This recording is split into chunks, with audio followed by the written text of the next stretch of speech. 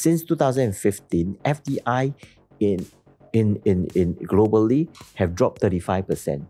But FDIs into ASEAN actually have increased 90% because of the whole global supply chain changes. I think 20 years ago, when you talk to the global investors, maybe not many people talk about Vietnam. Yeah. But today, Vietnam is definitely part of the global radar screen to help corporates in part of the supply chain.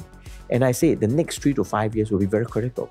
Đây là The Insight, một podcast của Znews, nơi trò chuyện cùng lãnh đạo các tập đoàn và doanh nghiệp về cách họ thích nghi với những biến chuyển mới trong môi trường kinh doanh và đầu tư. Tôi là Lan Anh và khách mời ngày hôm nay của chúng ta là ông Jimmy Koh, Giám đốc quan hệ đối tác và tiếp thị chiến lược khối tư vấn đầu tư nước ngoài tại ngân hàng UOB Singapore. Hey, good morning everyone. Xin chào.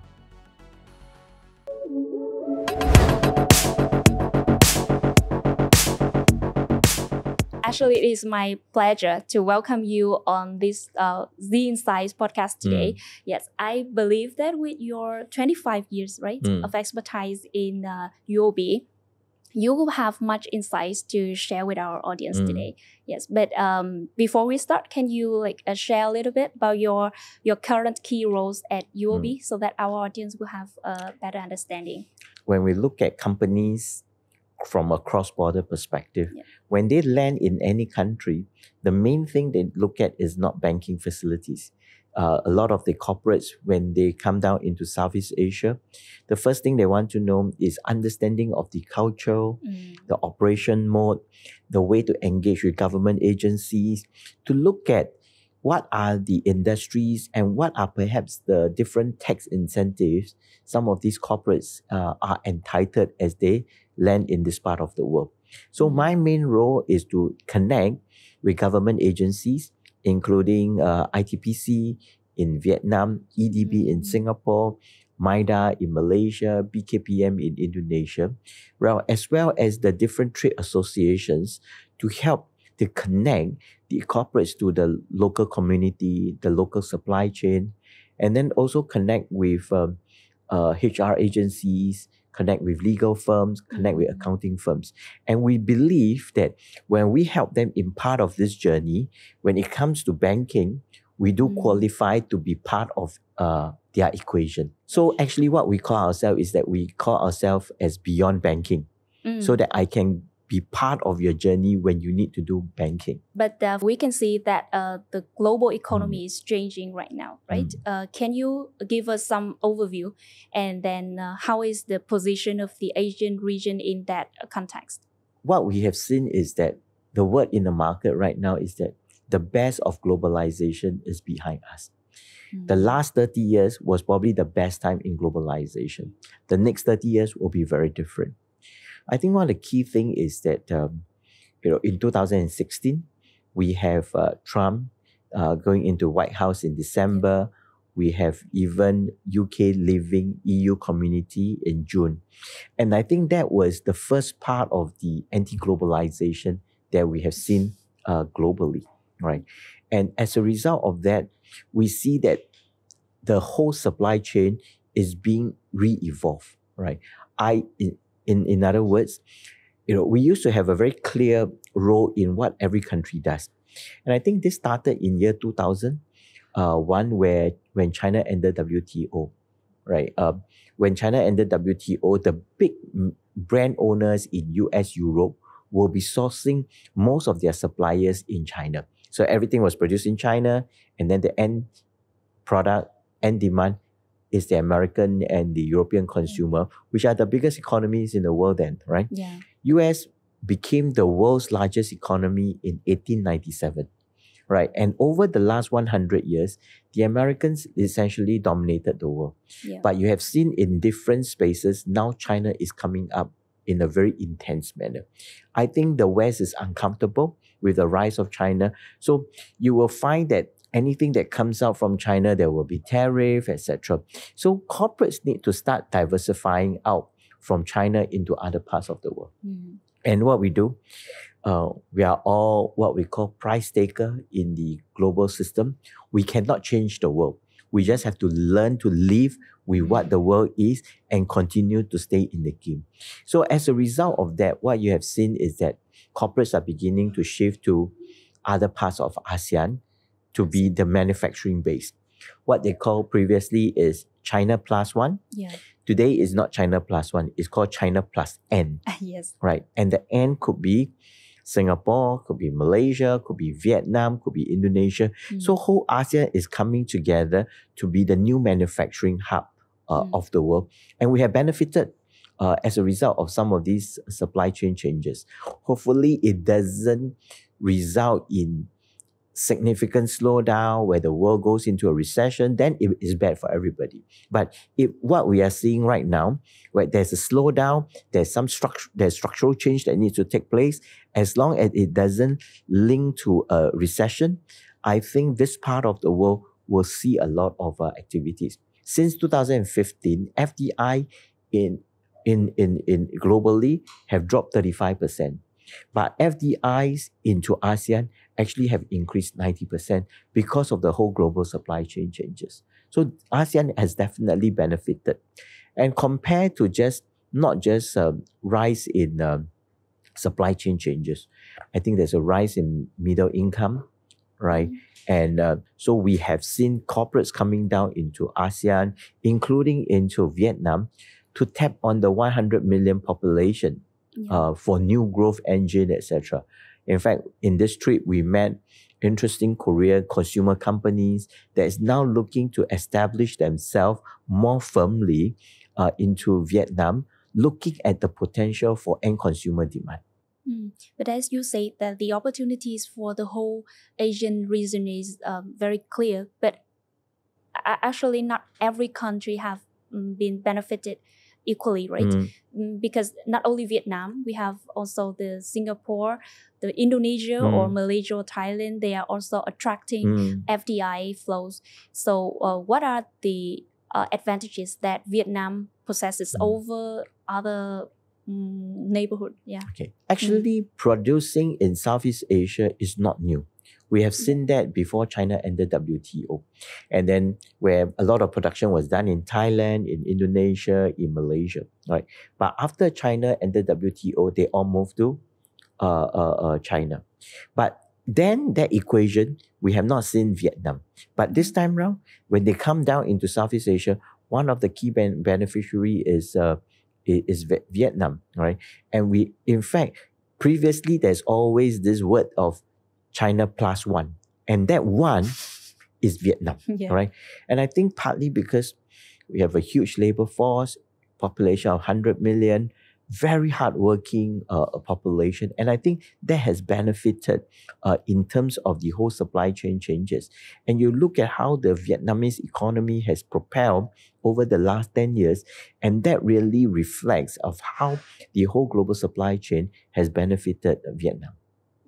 But I think we should choose our priority, right? So when we have to fight with other neighboring countries to attract FDI, what do you think will be the type of FDI that Vietnam should focus on? Good question. Because when you look at across the region, every country plays a different role.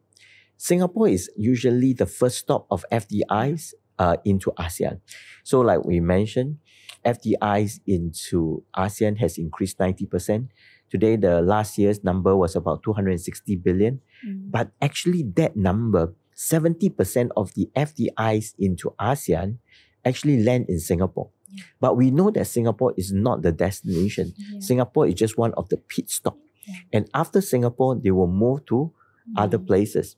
And in fact, one of the big beneficiary of FDIs coming out from Singapore is Vietnam, right? And when you look across the region, every country plays slightly different role.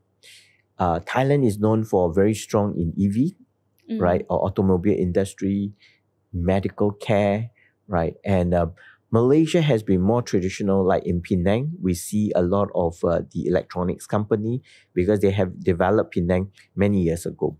Indonesia is more of a resource-rich country. But I think what we saw in Vietnam is mid-tier manufacturing, right? Electronics company, they are coming in here They are coming in here to tap on the 100 million of population. Not many Southeast Asia country has that kind of population base, the young population that they were able to tap on. All right. And so Vietnam has a very unique advantage in that space. Okay, because I remember a topic of a panel discussion that you moderated not long ago at UOB Gateway to Asian Conference, right? Title Growing in Asia Through Vietnam. Yes, so I kind of wonder why you call that. Is that Vietnam a gateway to Asia? No. So Vietnam is one of the key part of the whole flows into ASEAN. And when after Singapore, when they land in Malaysia, when they land in Thailand, when they land in and Vietnam will be one of key. In fact, corporate shifting to Vietnam is not new, right? What we saw is that in 2013, we have some of the Korean companies that have already started their move into Ho Chi Minh. So in fact, today, your Samsung of the world is very well established in Ho Chi Minh. And that's why there's a big Korean population in Ho Chi Minh. And Apple now, they're moving into North Vietnam, which is the Hanoi space. So the number of industrial park that has sprouted out in Vietnam over the last 10 years is a real testimony of how the supply changes are coming into this part of the world, with Vietnam being one of the key destinations. Yeah, because I remember that during that panel discussion, you said that the next 3 to 5 years will be very important. Yes, we will see where the global supply chain hub is, right? Yeah, you caught it. Yes. And actually in Vietnam now, there are many more and more industrial parks are developed. So, but I think that there are many more things that we should do. So in your perspective, do you see that the Vietnamese government is on the right track? Or what else can we do to increase our That's position? a very good point. In fact, the next 3 to 5 years will be very critical, right? Because the flows are all coming. And if you are able to lock in the next 3 to 5 years, they will be here for the next 5 to 10 years. Okay, Because these are all foreign direct investment, they're setting up of infrastructure, etc. So the critical part. And every government that I go around the region talking to, everybody is trying to position themselves. Why should they be at this? And what we are seeing is no longer at the country level, is going down into economic corridors, right? The economic corridors of Ho Chi Minh, the economic corridors of Hanoi, and then the industrial park that has sprouted out. VSIP today have 18 industrial park. One of the partners that we work with very closely, I think maybe 5-7 years ago, they probably have half of this number.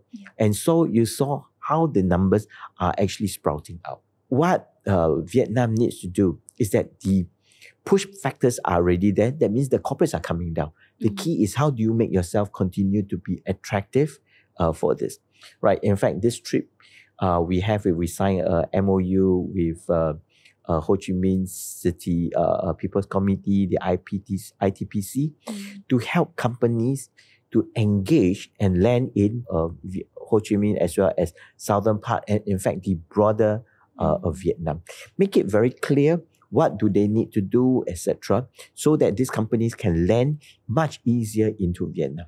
The forces are there already. We just need to keep sustaining it to continue to have that stability, the clarity of policy, so that the corporates will find it easier to land. But do we need any more incentives, like in the policies? Because other countries, they are pushing many incentives, especially the cash incentives, right? There are many ways to look at this. Sometimes you may not want to blanket it, but what they do is that they come in and they say, okay, if I were to do this, and they make the corporate say, okay, how many jobs you will be creating as a result of this? And then you give additional incentive. Basically is to, and then what sort of technology are you bringing in? So that especially for the bigger companies, I think there is room for some of this customized kind of engagement to make it easier even for them. If I were to create X number of jobs, if I were to bring in technology, I may qualify for more certain tax incentive, right? I think there are both the broad-based and as well as the customized approach for this. Yeah. And from UOB's perspective, how do you how can you do to like support the Vietnam to attract FDI far That's from what, the MOU? We always say that in the world of banking has become a lot more commoditized, right? And we say bank A, bank B, bank C, they're all dealing with money. So how do you differentiate the money between bank A, bank B, and bank C? Is the value add and what the other things that you do as part of the ecosystem to add that value for your customers.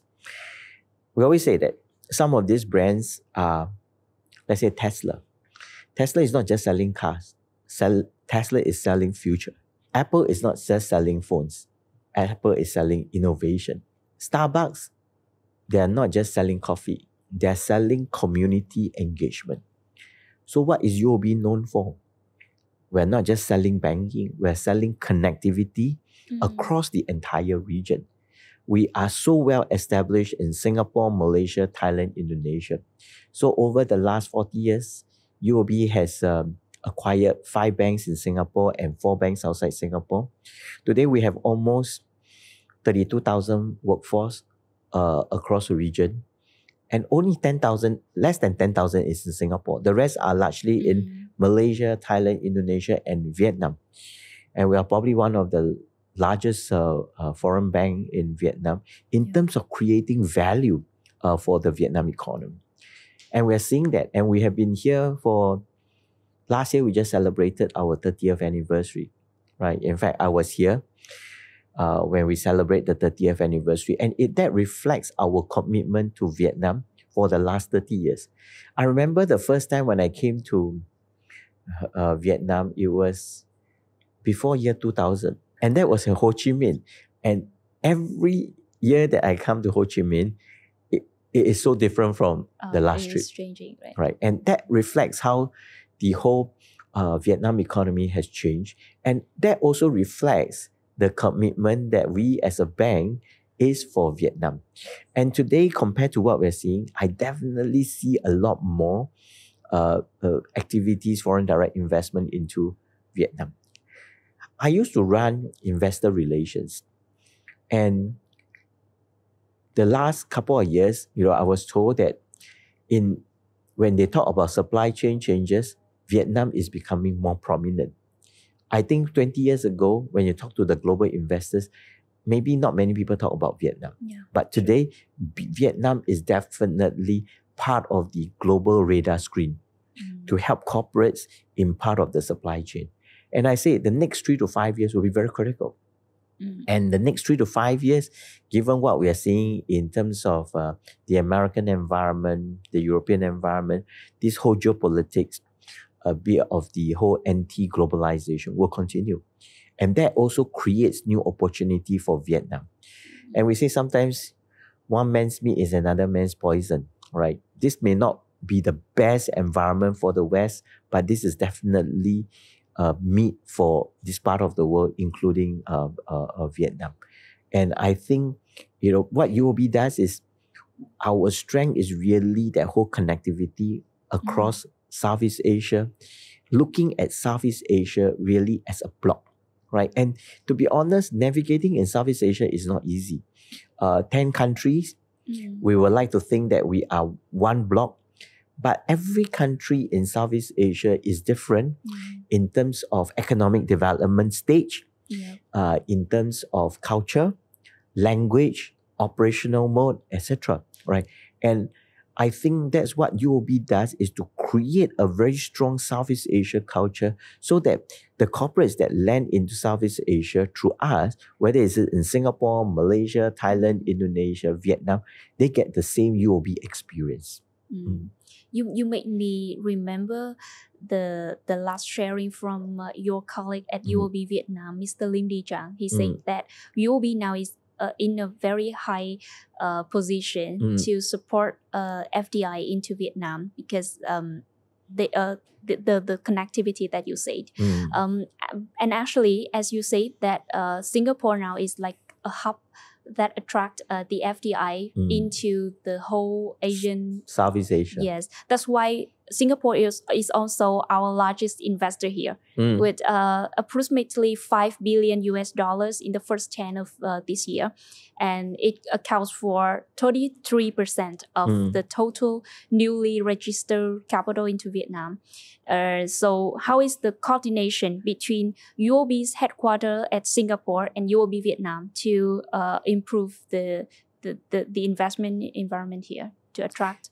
The fact that we are from Singapore coming down here to look at how we can connect is really a testimony of how that whole very strong relationship between Singapore and Vietnam, UOB business, reflects that whole tenacity of how we come together, right?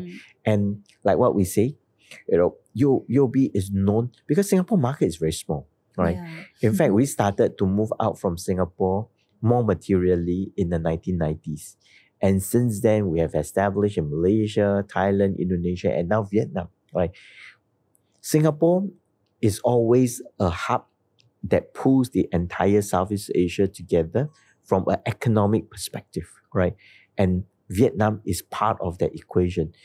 And the next 3 to 5 years, those will be critical. We always have a saying, right place, right time. Actually, there's no right place, right time. You and I are at this place. We just wait for the right time. We can't change our place. We will be ASEAN. Vietnam will always be geographically where it is right now, Singapore as well. But the time, I think, is right for us to be able to pull all this together. But actually, I know that in Vietnam, we just we not only look for the FDI inflows, but also look at the quality FDI inflows. So how can we attract the quality one? Like the high technology? Different ASEAN countries are at different stage of development, right? In fact, this trip, what we do is that, when you need to move up from the whole manufacturing, so this trip, we invited even ARTC, which is the Advanced Remanufacturing Technology Center from Singapore. They help companies to look at AI, look at robotics. And I think they are coming in to look at how we can elevate the quality in terms of the value of Vietnam's industrial development, especially manufacturing. And in the next 3 to 5 years, what are the new initiatives that Vietnam can wait for UOB to support us? I think we will continue to do what we do well, right? It's in terms of the connectivity to bring corporates into ASEAN, whether it's through Singapore, and then we see them in Malaysia, in Thailand, and in Vietnam. And yesterday at the signing ceremony with ITPC, our commitment to Chairman Mai is that we will host a lot more conferences, a lot more roundtable, a lot more discussion to connect corporates coming in with the whole local environment, whether is it the local ITPC, whether is it the trade association, to make it easier for that whole connectivity for corporates to land in Vietnam. And I think one of our key areas that we work for is that we help in terms of facilitating some of these job creations. Since 2001, this unit that I'm part of, Foreign Direct Investment, we have brought on more than 4,500 companies into ASEAN, right? And the last 5 years, we have brought about 500 companies into Vietnam, right? Creating in total almost $8 billion of inflows and almost 50,000 jobs. Actually, they are very impressive figures to share about. And thank you and your UOB team so much for your support. And I believe that with all of your plans to come, we will see many more achievements that UOB bring to Vietnam, like more FDI flows, more quality companies to come here, set up the operations and also expansion in Vietnam. And we say the next 3 to 5 years, I think there will be very critical period. We will see how we can work together, not only looking at corporates, looking at supply chain changes, also looking at corporates that will bring new brand, new value, new consumer brands coming in to really leverage on the rise in middle income and together help this whole platform to be elevated into a much higher level over time. And like what our brand promise is that we contribute to the growth of ASEAN and we are here to grow together with ASEAN. Maybe I think that we should meet each other in the next 3 to 5 years to see what we are talking today. In fact, we should meet 6 months later or 1 year later to look at some of the things that we are talking about. What are the brands? What are the technology? What are the companies that have come in as a result of some of these things that we're doing? Yeah. I believe many changes. Yeah. Thank you so much for your time today. Yes, thank you.